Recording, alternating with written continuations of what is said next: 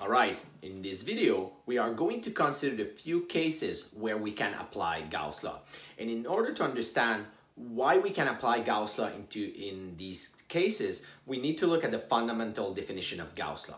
So first of all, we are going to consider the electric flux under two conditions.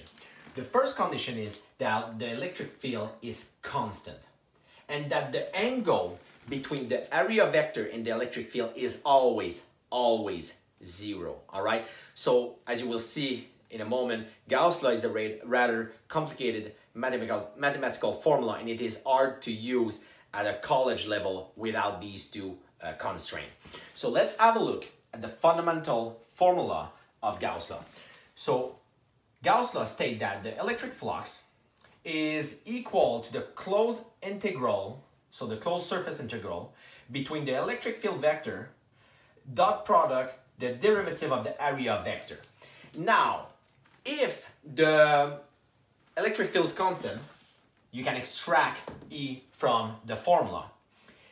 Then you're left with the closed surface integral of the derivative of the area vector. Well, that will be simply the area. So if you're considering a point where the electric field is constant, the area vector in the electric field has an angle of 0, you end up with this situation over here. The electric field multiplied by the area is equal to the charge inside the closed surface, and that's really important, and we will solve many examples in the coming video, and this is always the charge inside the closed surface. I'm gonna repeat that one a lot. Divided by epsilon 0.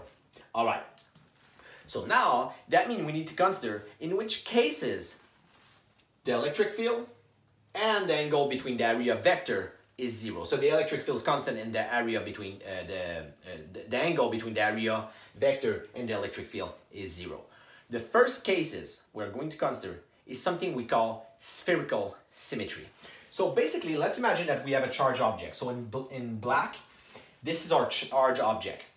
Now, we imagine that the charge is spread evenly.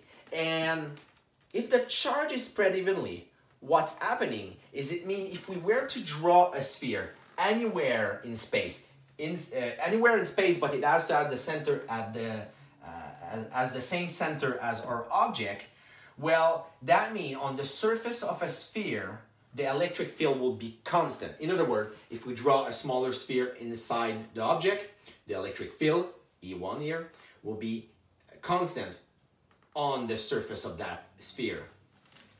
If we look at a second sphere over here, outside the object, again, the electric field on the surface will be constant. So that means it is possible using Gauss law to determine what is the electric field on the surface here. So in other words, from a certain distance from the center point. And same logic inside the object. So that means with Gauss law, if we have spherical symmetry, we can determine the electric field inside a spherical object, okay? And you've seen in the slide, to achieve spherical symmetry, the charge has to be spread evenly, all right? So you cannot have like 2 coulomb on the left side and 1 coulomb on the other side, because this side electric field will not be the same as this side over here. It has to be evenly spread, all right? The second cases is what we call cylindrical symmetry.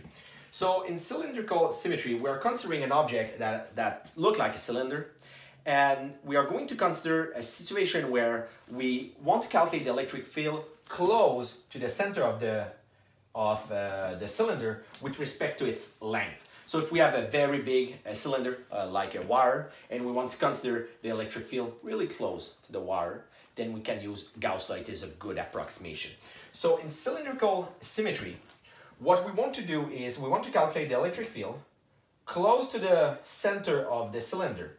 Now, if we were to draw, let's say this is our cylinder, or that way from your point of view, if we were to draw a circle around the center of the cylinder, the electric field will be the same around this circle, on the circumference of this circle. Because the electric field would be the same, that means we can use Gauss law to determine the electric field. And we will see many examples because there is, in each of these three cases we're going to see, there is some detail that are important, and we need to look at them individually in the example we're going to see in the next video. For now, just remember that when we have cylindrical symmetry, so that means the charge is evenly spread inside the cylinder, we can use Gauss law to determine the electric field around a circle, on the circumference of a circle. The last one is planar symmetry.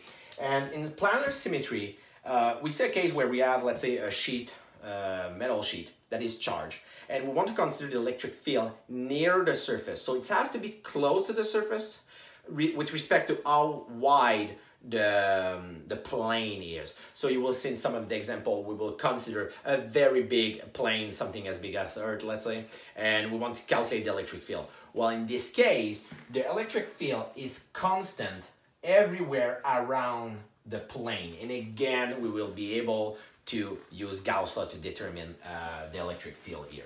And you will see there's a couple of challenges when we use Gauss law.